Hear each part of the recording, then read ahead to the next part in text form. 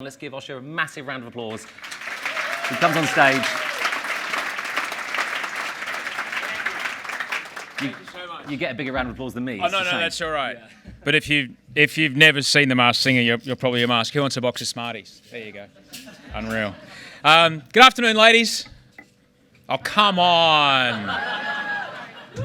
Afternoon, ladies. Afternoon, gentlemen. All right. I think the fellas won that one.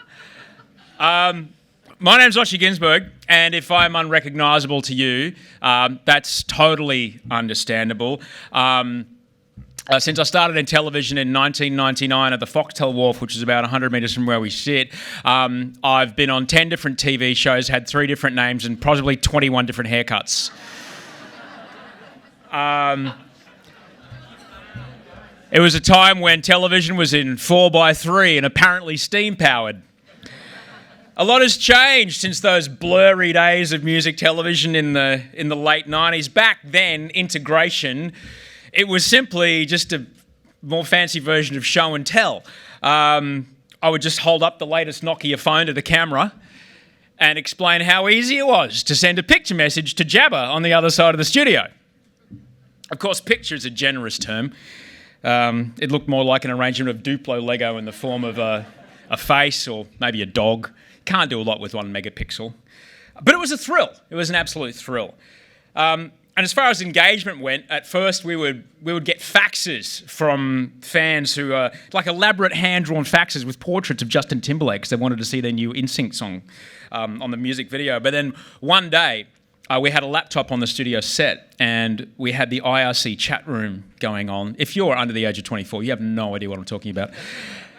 And I asked my technical director, I said, can we put this chat to line? Can we put it through the desk and on the telly? He plugged something in, he goes, there we go. And then, boom, we were interactive, just like that.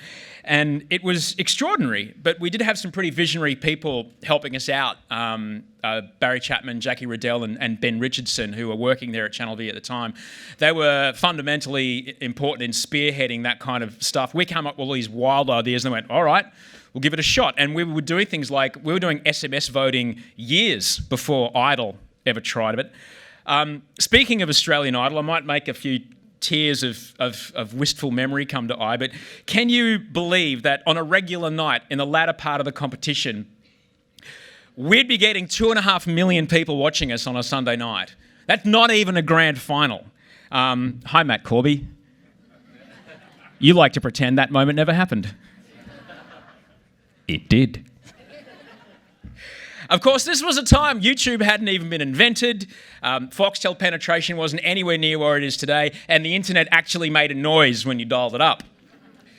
But I can tell you that during the groceries, just to fill my fridge, when you're on a TV show that 2.5 million people watch twice a week is an interesting experience. People would run up to me and grab me by the shoulders and scream my own name in my face. Driving down the highway, people would pull up next to me and with a phone in their hand and try and take photos of me with the very same Nokia I had pimped in them 3 years ago. And when you get those kind of numbers, the integration is pretty epic. I mean, who can forget Rob Millsy Mills' emotional reaction to Cosimo DeVito hitting the high notes of Cold Chisels When the War Is Over as we cut away to him in the Garnier green room. This is before the nodules, obviously. Thank you for being old enough to remember that joke. Or the night that the Maybelline style team went absolutely bonkers backstage with the straightening irons and no one's hair escaped unscathed, my blonde locks included. Oh yeah, it was the fashion at the time.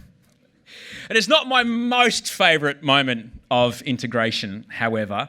That happened when I hosted a TV show in the States. I lived over there for a while and I got a job on CBS. And I hosted a show called Live to Dance on live primetime network television in America. And I had the honour of giving away a Dodge Grand Caravan minivan to one of the dance mums live on television. Now, in rehearsals, and I'm sure you're all people, you all understand what this was like. In rehearsals, I cannot begin to describe to you the scrum of CBS salespeople, agency people. I think about 4 people had flown down from Detroit, from Chrysler themselves, to personally oversee and approve the way that I would point out and then open both of the dual power sliding side doors as I seamlessly guided the winner inside the van, got her behind the wheel and assure her that she'd really feel the sporty 3.6 litre V6 engine under the all-new leather steering wheel and power shifter.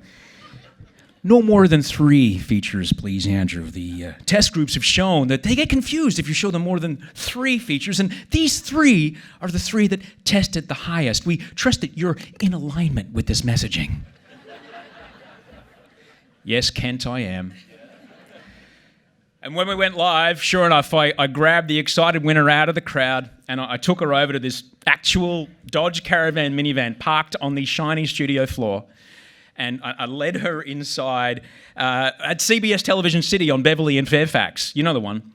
And in the middle of all our excited celebration, I seamlessly weaved these kind of 3 features of the vehicle into the whole moment. And then I threw to a Dodge Caravan minivan ad on live network television around the station. As soon as the floor manager said, "We're clear," the whole team of salespeople, agency guys, and guys from Detroit, they like high-fived each other like they just won the Super Bowl. Did you know that Oshur is the Hebrew word for integration?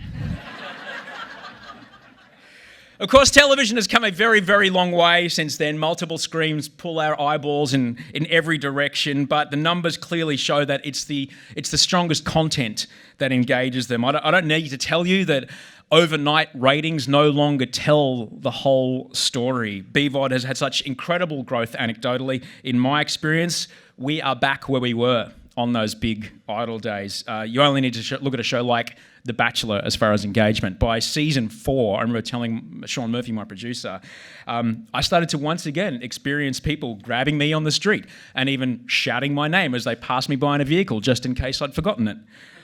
But thankfully, we now have Orwellian mobile phone detection cameras so people don't take my photo while we drive so much. That is kind of weird. This is, I guess, in my experience of why over 750 advertisers have embraced BVOD in the past 18 months. But that's not to say that BVOD is the only way forward. Appointment viewing most definitely still exists. You only need to look at the exceptional engagement during a show like The Bachelor to see that people love to watch TV together. Where are you, Nick? There you are. So this photo was taken a week before we went to New Caledonia. We all know what happened in New Caledonia. Looking at that photo, you can see what's going to happen in New Caledonia. Oh, badge. Badge, badge, badge. I can't tell you on opening night of The Bachelor how many people DM me on Instagram or Twitter and they send me photographs of 5 people on a couch built for 3. They're all waiting for the first limousine to roll up. Their living room is covered in Bachelor regalia and roses and things. I mean, sure, it's not great that those other 2 screens aren't on, but it means that what we're doing is working, that people are getting together to watch a show together and share this experience with each other, and that really, really does warm my heart, because watching TV together is one of the things that I love about what we get to do for a living. We get to bring people in our community together. It's certainly one of the reasons that I feel that The Masked Singer was one of the biggest shows in the country last year. It was a show that families could actually watch together. Even my 16-year-old tore her face away from Snapchat for long enough to watch Cody Simpson reveal himself as a robot. I was astonished. But you don't have to be in the same room like we are now to watch television together. During the short span of my career, I've witnessed social media absolutely transform the way that television works and the way that people watch TV. When Bachelor airs, Twitter is really like sitting on the couch with every other person that watches the show. It's like a live streaming nationwide Gogglebox episode right in my phone. I've been live tweeting every episode of every show that I've been on since Twitter has come about. And no wonder, Twitter tells us that 66% of... Oh, hang on, that's The Masked Singer. I missed a slide. But how good is that suit? I mean, really? I had no idea that was Brett Lee in a giant parrot. Twitter tells us that 66% of mobile users tweet while watching TV. And I don't have to tell you the incredible power of that kind of engagement, not only with the community of fans, but with the hosts and the cast of the show. When they get involved, it just absolutely drives up the engagement of the broadcast. Just one example is a tweet that I sent out during last year's Bachelor episode. Someone wanted to know, what does it say? Why does Oshur have to take a breath between every sentence? And I tweeted back in my most whispery Twitter voice, because I like to make sure that 3 cameras can get reaction shots of 18 different people. The actual mechanics of reality TV are tricky sometimes. That tweet was actually recognised by Twitter as one of the biggest tweets of 2019. It trended in 14 countries globally. You work in marketing and advertising. What kind of numbers do you think you need to spend to get that kind of engagement, that kind of reach? It's extraordinary what you can do now if you're in the right place at the right time with the right message in front of the right audience. Not only does this kind of engagement bring us together as a community, when we're tweeting live, when we're watching shows together, it really does give us a sense of shared reality. To borrow a word that I use a lot on the shows we work on, it gives us the feeling that we're not alone on this journey. When I started on television, I couldn't have imagined the kind of supporting content that we're able to produce now, content that allows us to do deeper integration penetration than ever before, where not only can a product be a part of the show, then be in the commercial break, but it can also be the presenting sponsor for the on-demand after show, the podcast, and feature on the official Instagram feed, all while using network talent to strengthen the brand association with that content. And yes, Zyrtec is awesome. It's an exciting time to be in this industry. Just incidentally, that Vespa, they wanted it because it was the same brand colour. You know how you guys do this. It's like, that's Westpac, everything should be red. It didn't work. And so when you see me going around the corner with a helmet, what you don't see is the stunt guy like this, ready to catch me because the brakes didn't work. Good spot, though.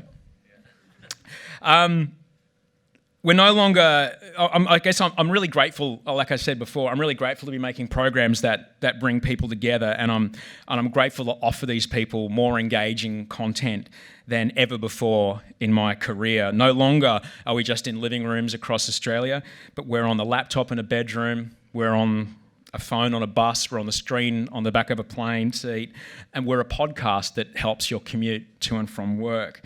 And all with the precision-targeted advertising that is relevant and engaging to the viewer. No one likes to have to sit through an unskippable ad that means nothing to them. Come on, who got eliminated? What did AK say to Harry last night? It's where I've got to find out. Ooh, Harley Davidson has an electric motorcycle? How did they know I'm interested in electric motorcycles? That's super creepy. But I am. I'll wait 44 seconds. That's awesome. Yes. That's a really good one, by the way. It's a Harley Livewire. I'm really excited about it.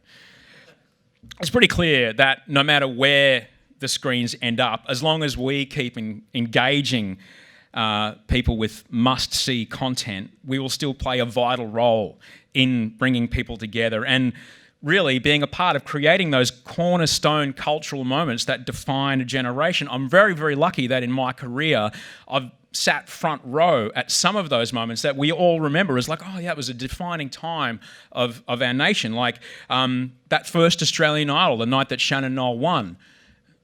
What, you saw the one that Guy won? Oh, okay, I've said too much. Thank you so much for having me. Have a good night. Bye-bye.